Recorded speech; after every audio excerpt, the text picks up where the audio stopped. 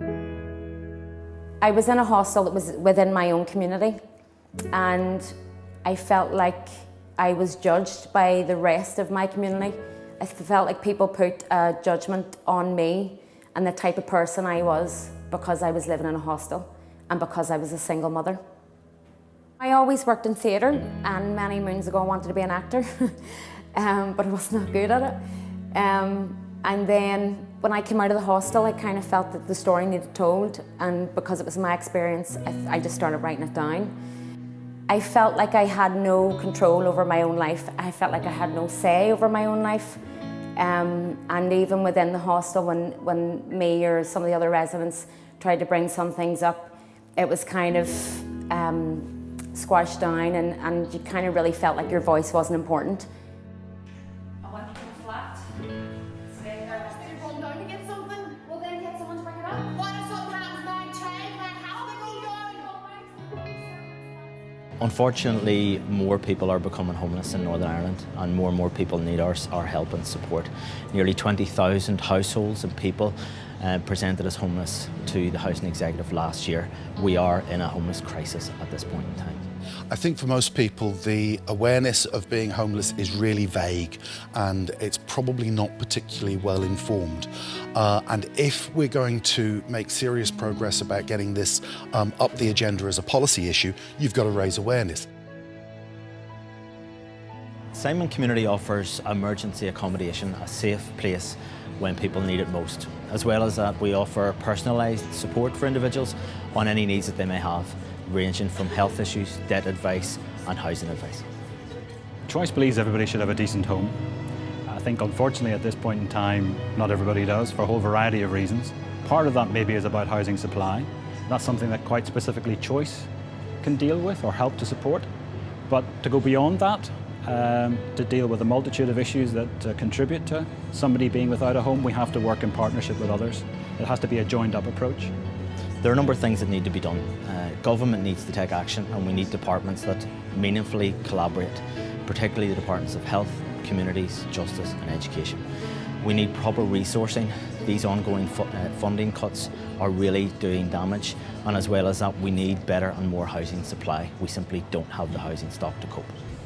So we're delighted to be associated with this particular performance. It's something that's very hard-hitting, something that doesn't pull its punches, but it's something which poses some important questions for the sector as a whole to answer, because the problem of homelessness is not getting any less. We want to make homelessness homeless. We're about interested in helping people put together homes and lives, not just houses. This is not housinglessness, it's homelessness. We want people to hopefully see a human being who has a name, has a story, has a life circumstance, try and hopefully to touch people's heads, which we often do, hearts, which really matters, and their spirits about what can you do better.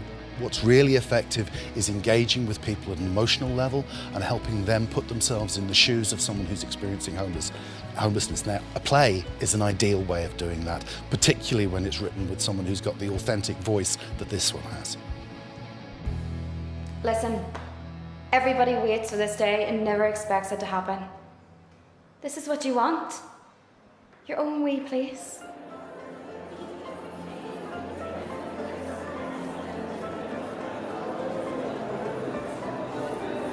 I think that tonight's event is landmark for Northern Ireland because it's using a different medium to unite people, to join the dots with people who can make a difference. And I think by connecting people and collaborating together, if we are all united, we can make a difference for people who are homeless. Wasn't what I imagined. I suppose I heard horror stories of hostels. You said that last week. You have a penny to your name, and I don't have enough to look after you and the baby. I was a mother. I had lived on my own. I thought it would be one tiny room with a mattress on the floor where you and your child would sleep. The play tonight was extremely powerful because it's not just a story written in paper, it's a visual representation of what someone actually experienced.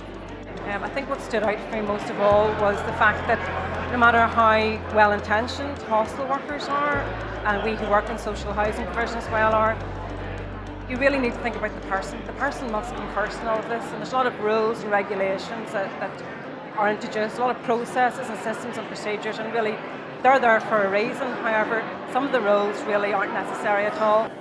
As the lights came up, I just couldn't help reflecting that we take an awful lot for granted, and about why I got into this job and why I work in social housing. And sometimes in the day-to-day, you forget the purpose of that, and seeing something like tonight actually brings it home in terms of, you know, why we're here and really making a difference.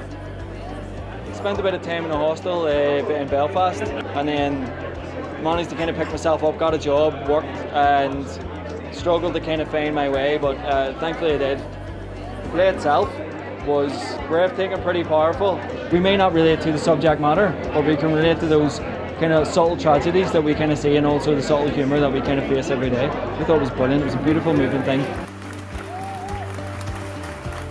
I suppose for me, I just want people to check their own judgments and to kind of, I do want to change attitudes, because I think we do, there's so many myths about single parents, there's so many myths about young mothers, there's so many myths about people who are homeless.